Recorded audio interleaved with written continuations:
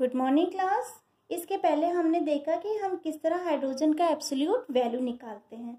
हमने ये भी देखा कि अगर हमारे पास एक गैल्वेनिक सेल है और उस गैल्वेनिक सेल में हम हाइड्रोजन को ये मान के चलते हैं कि हाइड्रोजन ऑक्सीडेशन का काम करेगा, यानी हाइड्रोजन की पोजीशन को हम क्या कर दे रहे हैं, फिक्स्ड कर दे रहे हैं और मान लेते हैं कि वो एनोड का काम कर रहा है। फिर हमने देखा कि इसका जो स्टैंडर्ड पोटेंशियल है वो कितना था, 4.44। ओके, और फिर इसका मतलब कि किसी भी चीज, और इसके साथ हमने जो सेल जोड़ा वो कैथोड जोड़ा, और वो कैथोड आपका किसी का भी हो सकता है। ओके, कोई भी कैथोड हो सकता है। यहाँ पे कैथोड को हम कोई कुछ भी मान सकते हैं। और यहाँ पे हमने जो जी लिखा है ये क्या है, हमारा गैल्वेनोमीटर। ये गैल्वेनोमीटर हमें एनोड और कैथोड के बीच का डिफरेंस बताता है। तो इसको हम कैसे लिख सकते हैं, E naught of cell is equal to क्या हो जाएगा, E naught of cathode minus E naught of anode. ये गैल्वेनोमीटर हमें इन दोनों के पोटेंशियल के डिफरेंस को बताता है।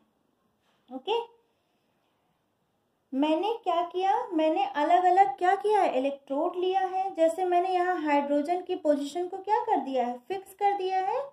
फिर मैंने यहाँ पे सब एक बार हमने यहाँ पे क्या ले लिया, फ्लोरीन। ठीक है, उसका हमने डिफरेंस निकाला। फिर एक बार हमने क्या ले लिया, यहाँ पे क्लोरीन ले लिया, उसका डिफरेंस निकाला। फिर हमने एक बार क्या लिया, सिल्वर लिया। फिर हमने एक बार क्या लिया, कॉपर लिया। फिर हमने एक बार क्या लिया, हाइड्रोजन लिया। फिर हमने क्या लिया, निकेल लिया, आयरन लिया, जिंक लिया, एल्यूमिनियम लिया और लिथियम लिया।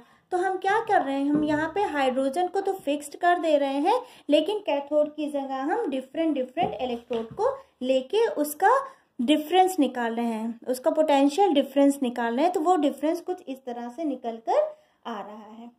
ओके, यानी मैंने एनोड को तो फिक्स्ड कर दिया है और मैं कैथोड को क्या कर रही हूँ, बार बार बदलती जा रही हूँ। जब मैंने एनोड को फिक्स रखा और कैथोड को मैं बदलती गई, तो मैंने ये नोटिस किया कि उनके कैथोड के रिडक्शन वैल्यू में और एनोड के रिडक्शन वैल्यू में फर्क कितना है। ओके, और हमें अलग अलग इलेक्ट्रोड के रिडक्शन वैल्यू को हमने क्या किया, यहाँ पे जो डिफरेंस आया वो लिखा। ओके, आपने ये जो चार्ट है, ये चार्ट आपने बहुत देखा होगा, लेकिन आज आपको पता चलेगा इस लेक्चर के बाद कि एक्चुअली में ये चार्ट आया कहाँ से। अब देखिए, मैं पहले लिखने वाली हूँ रिडक्शन वैल्यू। ओके, फिर रिडक्शन वैल्यू ऑफ कैथोड, उसके बाद मैं लिखने वाली हूँ रिडक्शन वैल्यू ऑफ एनोड।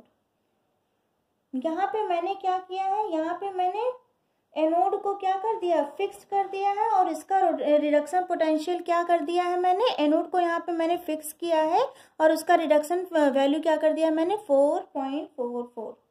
और अब मैं सबकी वैल्यू पुट करती हूँ और देखती हूँ कि डिफरेंस कितना आता है।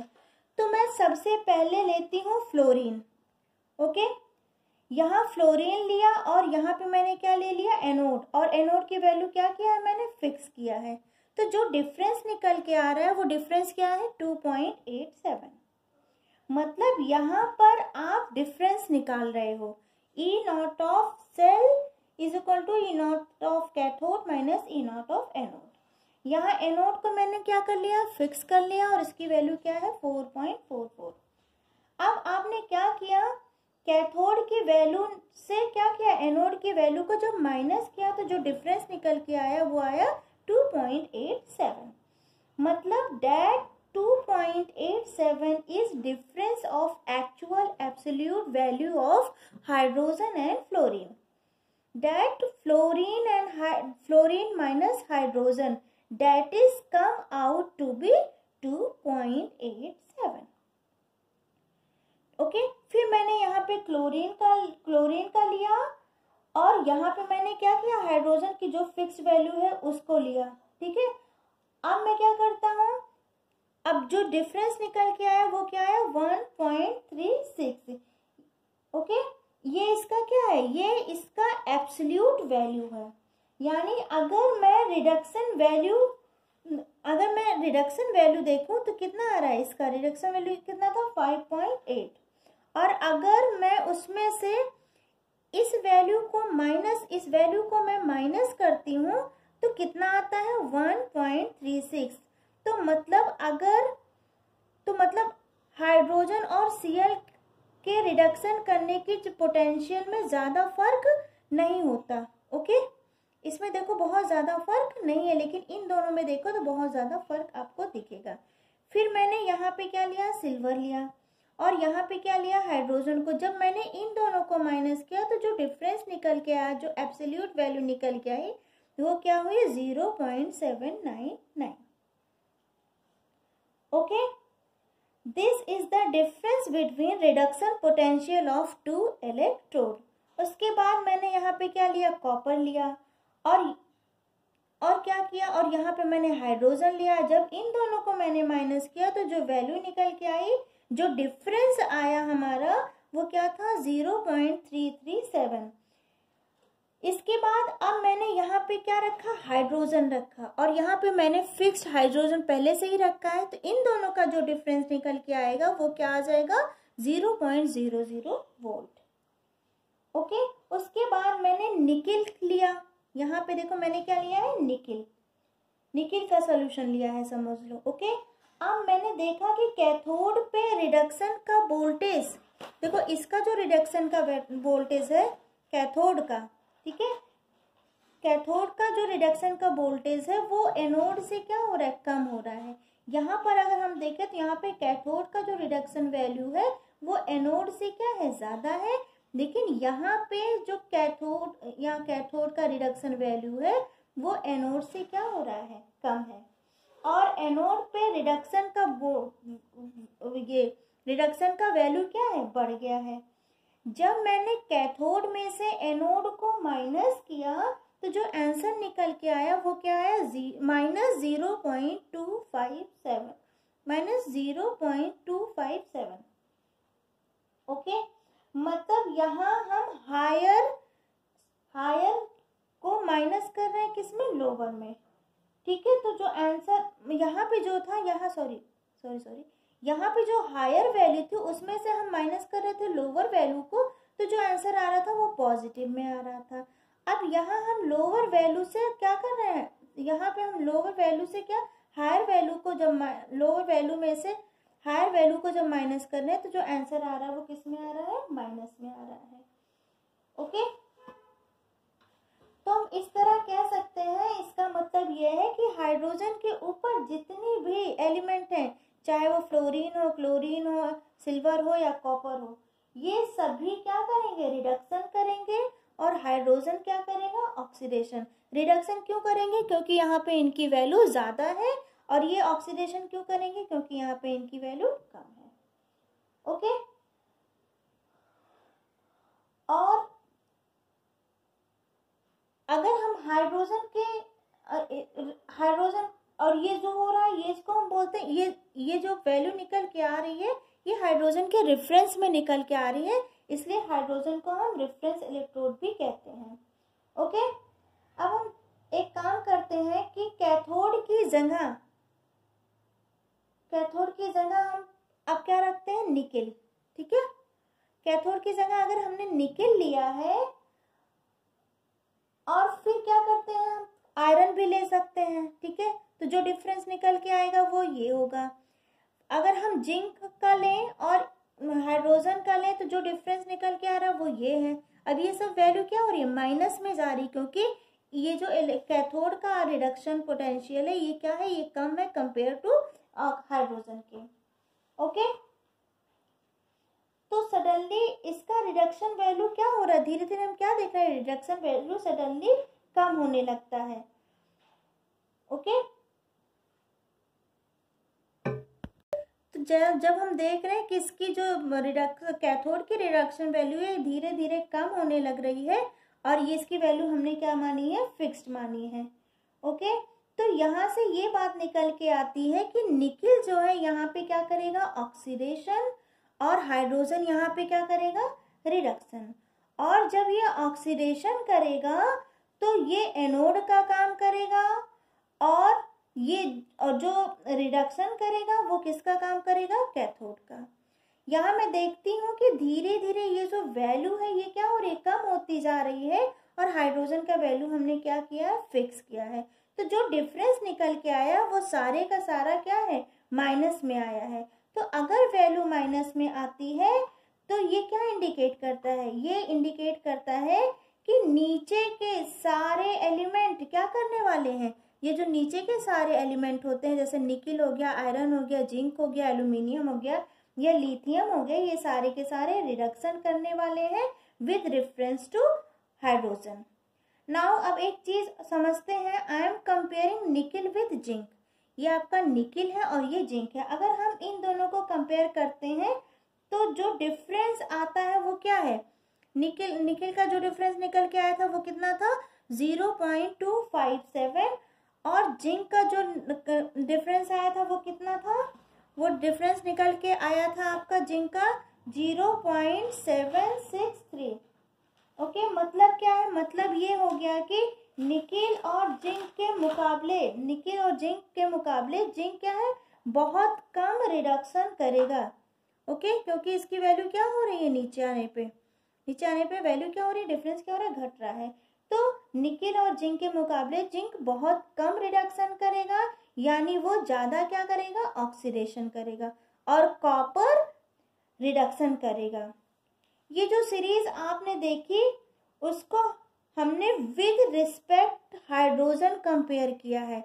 यहाँ पर हाइड्रोजन के ऊपर जितने भी एलिमेंट हैं, चाहे वो फ्लोरीन हो, क्लोरीन हो, सिल्वर हो या कॉपर हो, जितने भी हाइड्रोजन के ऊपर जितने भी एलिमेंट है उनके और हाइड्रोजन के बीच जो डिफरेंस आ रहा है वो किस में आ रहा है, पॉजिटिव में आ रहा है, मतलब उनका वैल्यू ज्यादा आता है। तो वो क्या करेंगे, वो सभी के सभी ऊपर वाले रिडक्शन करेंगे। अगर हाइड्रोजन के नीचे कंपेयर करो तो उनके और हाइड्रोजन के वोल्टेज में जो डिफरेंस आता है वो किस में आता है, माइनस में आता है। तो यहाँ हाइड्रोजन का वोल्टेज ज्यादा है, इसका मतलब वो क्या करेंगे, oxidation. Okay, and you got a beautiful series and this series is called electrochemical series. अब अगर हम हाइड्रोजन को जीरो एज्यूम करें थोड़े टाइम के लिए, मान लो ये हमने एब्सोल्यूट वैल्यू हाइड्रोजन की ना रख के हम क्या कर दें, यहाँ पे इसकी वैल्यू को हम जीरो एज्यूम कर लें, यहाँ पे हम लिख दें 0.00। ओके, तो अगर मैंने यहाँ पे हाइड्रोजन को जीरो मान लिया तो यहाँ कितना आएगा, यहाँ पे क्या हो जाएगा, यहाँ पे जो इसका जो वैल्यू होगा ये हो जाएगा 2.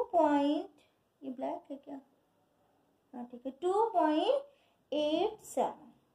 ठीक है, मतलब जब आपका हाइड्रोजन 4.44 था तो फ्लोरीन वॉज कितना था, 7.31। और जब मैंने यहाँ पे हाइड्रोजन को 0 कंसीडर किया, मतलब 0 कंसीडर किया, तो फ्लोरीन कितना हो गया, फ्लोरीन हो गया 2.87। ओके, तो हम ये कह सकते हैं कि the difference will still remain constant. Okay, ऐसे जब आप हाइड्रोजन का 4.44 मानते हो और Cl वॉज आपका कितना है, 5.8।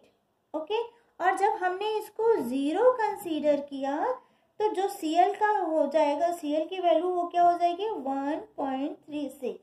तो हम यहाँ पे ये चीज बोल सकते हैं, the difference will still remain constant. Okay, now reverse में आते हैं। ठीक है, रिवर्स में जब फ्लोरीन वॉज कितना था 4, तो हाइड्रोजन कितना था 0.0, हमने इसको कंसीडर किया है। ठीक है, और जब हमारा फ्लोरीन 4.0 था तो हाइड्रोजन कितना था 4.44।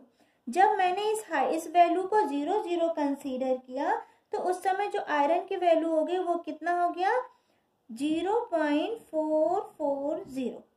ठीक है, तो यहाँ भी मैं क्या कह सकती हूँ, the difference will still remain constant. तो पूरे इलेक्ट्रोकेमिकल सीरीज में जब आप ऊपर से नीचे देखते हो, मींस एवरेज देखते हो, तो रिडक्शन पोटेंशियल के टर्म में, यानी डिक्रीजिंग रिडक्शन पोटेंशियल के टर्म में, मतलब हाइड्रोजन को रेफरेंस मान के ऊपर से स्टार्ट, जब आप ऊपर से स्टार्ट करते हो तो ऊपर फ्लोरीन और हाइड्रोजन, ये जो फ्लोरीन और ये जो हाइड्रोजन, इनमें बहुत ज़्यादा डिफरेंस है। ठीक है, यानी फ्लोरीन का यहाँ पे क्या होगा, यहाँ पे फ्लोरीन क्या करेगा, रिडक्शन करेगा, और हाइड्रोजन यहाँ पे क्या करेगा, ऑक्सीडेशन। जैसे ही आप नीचे आते हो और क्लोरीन, ये आपका क्लोरीन का है, और हाइड्रोजन में हम डिफरेंस देखते हैं तो वो डिफरेंस थोड़ा सा कम हो जाता है।